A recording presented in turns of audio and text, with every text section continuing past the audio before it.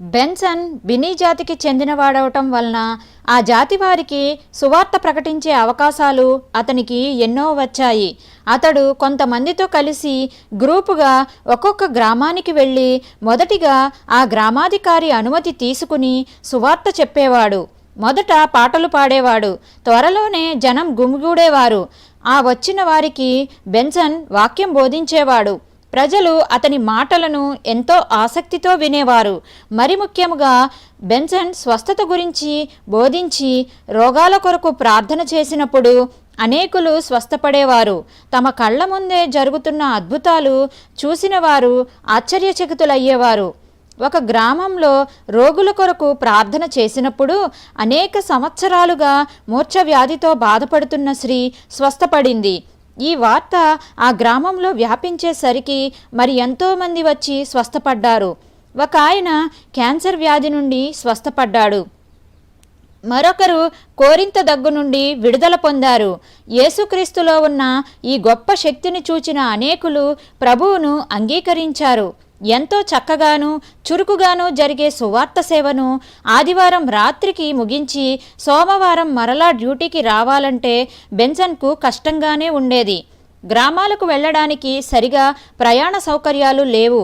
దానికి తోడు బెన్సన్ ఎంతో దూరం ప్రయాణం వచ్చేది. అందుకని బెన్సన్ బాగా ఆలోచించి ఒక నిర్ణయానికి వచ్చి అధికారులతో ఒక మనవి చేశాడు. వారానికి 6 రోజులు పనిచేయాలి కదా, దానికి బదులు 5 రోజులలోనే తను చెయ్యవలసిన పని ముగించి వేస్తే వారానికి 2 రోజులు సెలవు ఇవ్వడానికి వీలవుతుందా అని అడిగాడు. బెన్సన్ యొక్క నమ్మకమైన పని, కష్టపడే స్వభావం, తోటి ఉద్యోగుల పట్ల అతని ప్రవర్తన తెలిసిన అధికారులు ఏమీ సందేహించకుండా అతడు అడిగినట్లుగా వారానికి 2 రోజులు సెలవు మంజూరు చేశారు. దానితో బెన్సన్ మరీ ఎక్కువగా గ్రామాలలో తిరిగి సువార్త ప్రకటించేవాడు. అతనికి జీతం పెరిగినప్పటికీ జీతంలో చాలా భాగం సువార్త సేవకు వినియోగించేవాడు. మిగిలినది అవసరతలో ఉన్నవారిని ఆదుకోవడానికి ఉపయోగించేవాడు. క్రీస్తు కొరకు ఆత్మలను సంపాదించడం ఒక్కటే తన గురిగా భావించాడు. ఎంతోమంది రక్షణలోనికి వస్తున్నప్పటికీ తన స్వంత తల్లిదండ్రులే ఇంకా రక్షించబడలేదనే భారం అతనిని నిత్యం కృంగదీసేది. అనేకసార్లు వారిని దర్శించి వారికి రక్షణ సువార్త బోధించినప్పటికీ విగ్రహాలను విడిచిపెడితే ఏం కీడు జరుగుతుందో అనే భయం వల్ల వారు ముందుకు వచ్చేవారు కాదు. జాన్ తన కుమారుని గౌరవంగా చూసి అనేక విషయాలలో అతని సలహా తీసుకునేవాడు. కానీ తరతరాల నుండి వస్తున్న ఆచారాలు, మూఢనమ్మకాలు అనే బంధకాలలో నుండి బయటపడలేకపోయేవాడు. ఒకసారి బెన్సన్ తల్లిదండ్రులను దర్శించడానికి వెళ్ళినప్పుడు జాన్ ఇంట్లో లేడు. పని మీద పొరుగురు వెళ్ళాడు. తల్లి అనారోగ్యంతో బాధపడుతూ ఇంట్లోనే ఉంది. తల్లి రక్షణ పొందే వరకు ఈసారి విడిచిపెట్టకూడదని నిశ్చయించుకున్నాడు బెన్సన్. ఎంతో నచ్చచెప్పిన మీదట శారా ఇంట్లోని విగ్రహాలన్నిటినీ మూటకట్టి కాల్చివేసింది. తరువాత మోకరించి క్రీస్తు ప్రభువును అంగీకరించింది. వెంటనే ఆమెలోనికి గొప్ప శాంతి, సమాధానం వచ్చాయి. నిజమైన శాంతి, సమాధానం అంటే ఏమిటో నాకిప్పుడు అర్థమయ్యింది. విగ్రహాలకు పూజించినంత కాలం నాకు భయం తప్ప సంతోషం ఉండేది కాదు. యేసుప్రభు ఒక్కడు మాత్రమే శాంతి, సంతోషం ఇవ్వగలడని గ్రహించాను అన్నది. ఎంతో సంతోషంతో కొడుకును కౌగిలించుకున్నది శారా. ఎలా ప్రార్థన చేసుకోవాలో, ఎలా సాక్ష్యం చెప్పాలో తల్లికి వివరించి ఎంతో సంతోషంతో బెన్సన్ తిరిగి వెళ్ళాడు. జాన్ ఊరి నుండి వచ్చి శారా చేసిన పని తెలిసినప్పటికీ ఏమీ అనలేదు. కొద్ది నెలలు గడిచాక శారా స్వగ్రామమైన ఇవాసో నుండి 2 మనుషులు వచ్చి శారా చనిపోయిందని చెప్పారు. చనిపోయే ముందు తనను క్రైస్తవ సమాధి చెయ్యమని కోరిందని, తమ కులాచారం ప్రకారం కర్మకాండ జరిగించవద్దని చెప్పిందని చెప్పి బెన్సన్ను రమ్మని కోరారు. బెన్సన్ మరికొంతమంది సహోదరులతో కలిసి వెళ్ళి సమాధి కార్యక్రమం అంతా మర్యాదగాను చక్కగాను ముగించారు. ఇదే అవకాశంగా తీసుకుని మరోసారి తండ్రిని బ్రతిమలాడాడు బెన్సన్. నీవు చెప్పేది నిజమే.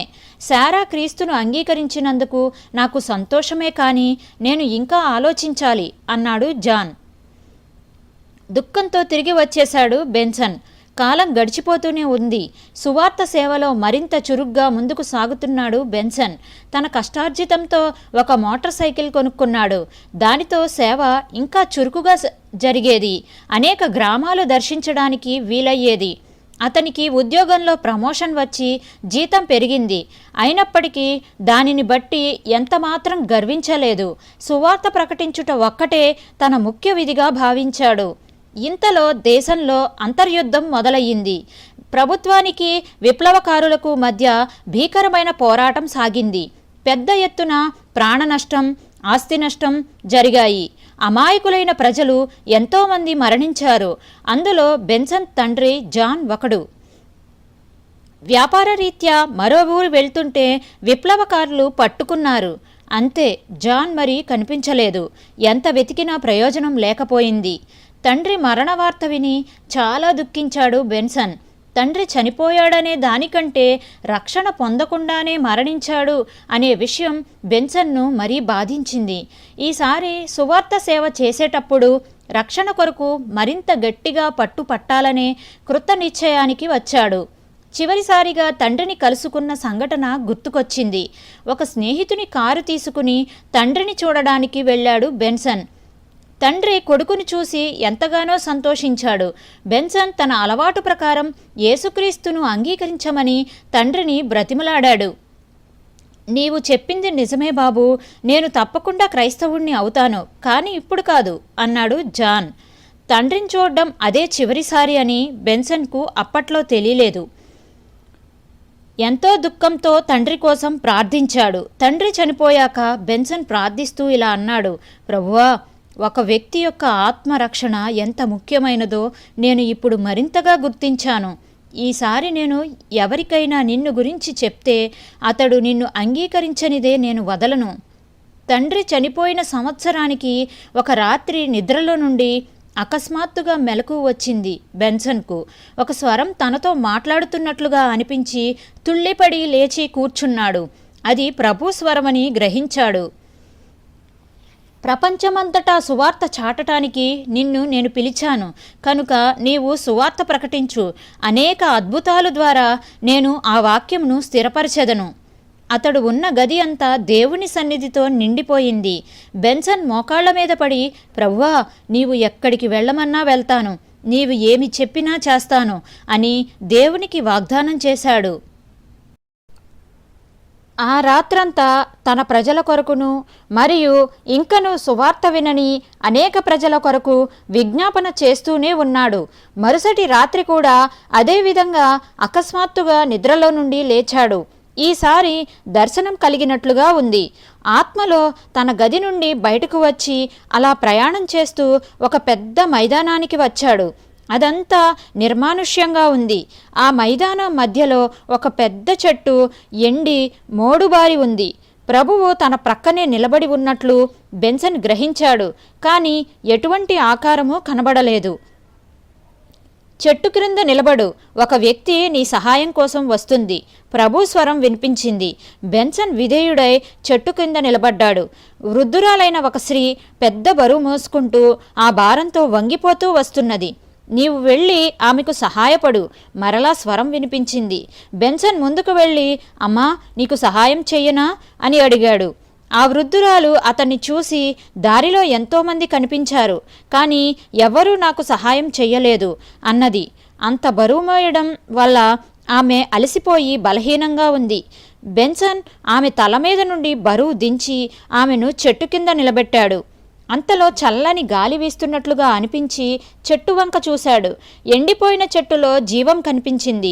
చెట్టు చిగురించి ఒక లేత ఆకు కనిపించింది. ఇంతలో దూరం నుండి మరో 2 మనుషులు బరువు మోసుకుంటూ వస్తున్నారు. బెన్సన్ వారి దగ్గరకు వారి బరువులు కూడా దించి వారిని కూడా చెట్టు కింద నిలబెట్టాడు. చెట్టు మరో 2 ఆకులు వేసింది. ఇంకా చాలామంది జనం రావడం కనిపించింది. ఆ మైదానం చివర 2 దారులు చీలిన బాట ఉండడం గుర్తించాడు బెన్సన్. ఒక దారి తిన్నగా చెట్టు వైపుకు ఉన్నది, మరొక దారి మలుపు తిరిగి ఎటో వెళ్ళిపోయింది. చీలిపోయిన బాటలో కొద్దిమంది వెళ్తున్నప్పటికీ ఎక్కువ మంది చెట్టు వైపే వస్తున్నారు. వారందరూ బరువులు మోస్తున్నారు. అలా వస్తున్న వారి బరువులు దించడంలో నిమగ్నుడయ్యాడు బెన్సన్. త్వరలోనే 100 మంది జనం ఆ చెట్టు క్రింద ఉన్నారు. కానీ బెన్సన్ అప్పటికి అలసిపోయాడు. ఇంతలో మరలా స్వరం వినిపించింది. నీవు సహాయపడిన వారిలో బలవంతులైన వారిని చూసి ఇంకా వస్తున్న వారి బరువులు దించడానికి సహాయం చేయమని చెప్పు. బెన్సన్ చెట్టు క్రింద ఉన్న వారితో, మిత్రులారా, ఇంతవరకు నేను ఒంటరిగా కష్టపడి అలసిపోయాను. మీరు కూడా నాతో కలిసి బలహీనులైన వారి బరువులు దించడంలో సహాయం చేయండి అన్నాడు. వెంటనే వారిలో బలమైన వారు ముందుకు వచ్చి ఇతరులకు సహాయం చేయడం మొదలుపెట్టారు. ఈ విధంగా ఆ దర్శనం దరిదాపు 1 గంట సేపటి వరకు ఉన్నది. తమ బరువు నుండి విడుదల పొందిన వారు ఇతరుల బరువు దించడంతో బెన్సన్కు సహాయం చేస్తున్నారు. త్వరలోనే ఆ ప్రదేశమంతా జనసమూహంతో నిండిపోయింది. తల ఎత్తి చెట్టు వైపు చూసిన బెన్సన్ చాలా ఆశ్చర్యపడ్డాడు. ఎండి మోడుబారిన చెట్టు జీవంతో కలకల్లాడుతున్నది. చెట్టు నిండుగా గుబురుగా ఆకులు నిండిపోయాయి. ఆ చెట్టు కొమ్మలు ఆ మైదానమంతా వ్యాపించి అనేకులకు నీడనిస్తున్నాయి. జీవం లేని చెట్టు జీవంతో తొణికిసలాడింది. మరలా ప్రభు స్వరం వినిపించింది. నీతో నేను చేయబోయే కార్యం ఇదే. నీవు ఇతరులను నా దగ్గరకు తెచ్చినట్లయితే నేను వారికి నూతన జీవం ఇస్తాను. ఈ దర్శనంలో చూసిన రీతిగా ప్రపంచంలోని అనేక వేల మంది ఎదుట నిలబడి నా గొప్ప శక్తిని గురించి ప్రకటిస్తావు. నేను చేసే స్వస్థతలను, అద్భుతములను వారికి వివరిస్తావు. ప్రజలు తమ భారముల నుండి విడుదల పొందడం చూసిన బెన్సన్ సంతోషంతో పాట పాడుతున్నాడు. యేసునొద్దకు రండి, ఆయనే మిమ్మును రక్షించును. ఇంతలో ఆ జనసమూహమంతా బెన్సన్తో కలిసి దేవుణ్ణి స్తుతిస్తున్నారు.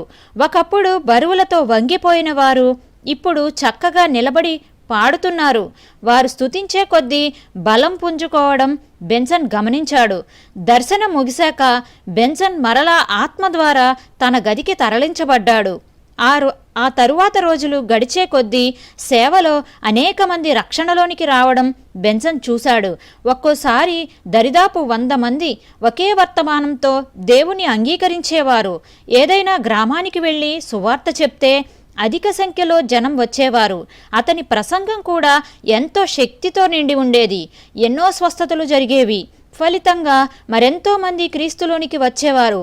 క్రొత్తగా మారుమనసు పొందిన వారికి ఆ దగ్గరలోనే ఉన్న సంఘానికి అప్పగించేవారు. అసలు సంఘమే లేని ప్రాంతాలలో బెన్సన్ తన బృందంతో తరచూ వారిని దర్శించి బలపరిచేవాడు. బెన్సన్ నివసిస్తున్న ప్రాంతంలో చర్చీ లేని కారణంగా క్రొత్తగా రక్షణ పొందిన వారిని ఏం చేయాలి అనే సమస్య వచ్చింది. కనుక బెన్సన్ ఒక గది అద్దెకు తీసుకుని దానిలో బైబిల్ తరగతి నిర్వహించేవాడు. ఒక విధంగా చూస్తే బెన్సన్కు ఉన్న బైబిల్ జ్ఞానం తక్కువే. అయినప్పటికీ క్రొత్త విశ్వాసులను ప్రభువులో స్థిరపరచాలనే దృఢమైన ఉద్దేశంతో బెన్సన్ వాక్యం చెప్పేవాడు. మొదట్లో కొద్దిమంది మాత్రమే ఉన్నప్పటికీ రాను రాను వచ్చేవారి సంఖ్య పెరిగింది. ఈ విధంగా అనేక మంది నూతన విశ్వాసులు ప్రభువులో స్థిరపడ్డారు.